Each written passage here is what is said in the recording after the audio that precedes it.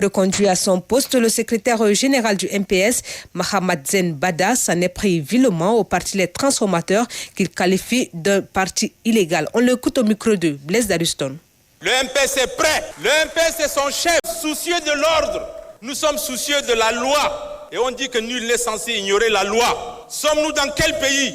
Avons-nous un gouvernement?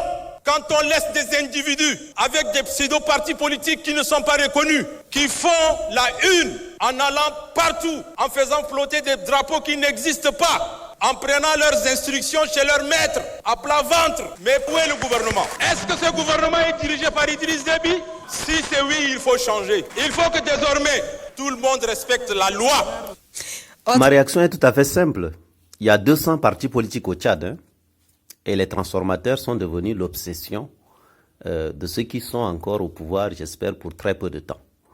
Donc ça montre bien ce que ça montre. Au grand congrès national de ce parti, en présence du président de la République, avec sa bénédiction, vous entendez des propos comme ça, ça montre bien ce que ça montre. Et donc, je leur demande d'oublier les transformateurs, de ne pas en faire une obsession, mais d'avoir l'obsession de changer la vie des Tchadiens. En tout cas, pour les transformateurs, notre seule obsession, c'est la transformation de la vie des Tchadiens. Notre obsession, c'est comment nous faisons en sorte que des bonheurs ne soient pas assassinés à bout portant, comme des va-nu-pieds, comme des chiens, par des gens qui profitent indûment des ressources de notre pays. Notre obstination, c'est comment s'assurer que des barcailles ne soient pas tués devant la présidence de la République pour le seul péché d'être passé devant la présidence de la République. Notre obstination, c'est comment faire en sorte que des gens formés, diplômés ne soient pas dans la rue en train d'essayer de se battre et puis qu'on emporte leur vie. Notre obstination, c'est comment faire en sorte que des richards ne tombent pas torturés à mort dans les locaux de la police qui est supposée assurer la sécurité de notre pays. Voilà, donc le malheur des Tchadiens, c'est justement d'avoir ce genre de personnes à la tête de notre pays.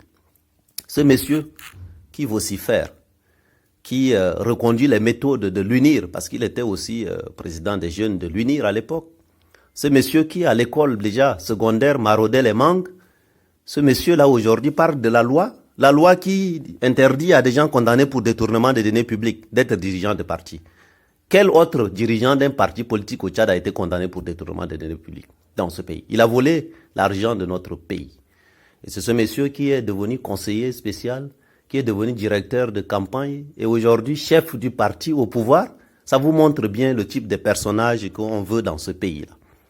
Ce monsieur parle de la loi, du respect de la loi, en présence de son chef qui a dit devant le monde entier, les médias justement internationaux d'ailleurs, qu'il a été obligé de modifier la loi suprême de la République pour rester au pouvoir. C'est ce monsieur-là, c'est ces messieurs-là, je dois dire, qui aujourd'hui parlent de la loi, du respect de la loi. Mais les Tchadiens ne sont pas dupes. Et c'est fini tout cela. C'est fini tout cela, je le dis pour que tous les Tchadiens l'entendent. Nous ne reculerons plus jamais. Plus jamais nous ne reculerons. Plus jamais nous ne laisserons l'arbitraire s'installer. Il y en a qui ont pensé pendant longtemps que ce pays leur appartient à eux seuls. Non, nous sommes aussi copropriétaires de ce pays. Ils parlent des drapeaux qui n'existent pas. Le drapeau du Tchad n'existerait pas.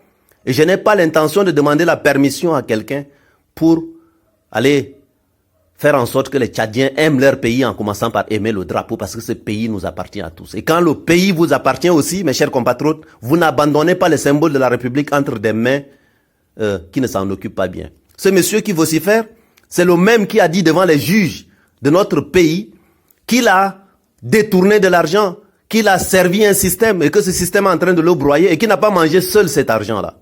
Cet argent qu'il a pillé, il l'a mangé avec les premiers responsables de ce pays. Donc, c'est ces gens-là qui veulent venir faire des leçons à qui? C'est fini tout cela. Donc oui, les transformateurs ne sont pas un parti virtuel. Nous sommes un parti réel, qui avons capté l'espérance réelle du peuple.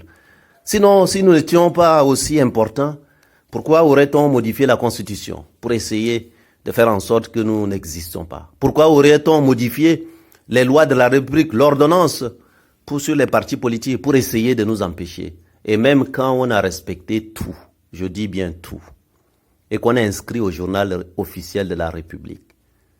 Journal officiel de la République, c'est tenu par le gouvernement, non? Nous n'avons pas de journal officiel, nous. L'officialisation du parti qui est entériné même par un huissier de justice dans une république, C'est la seule personne habilitée à constater les faits et les dates et les choses réelles. Et donc, avec tout cela, nous sommes bel et bien un parti. Et nous avons, en tout cas, l'intention de peser et de proposer une alternative crédible aux Tchadiens.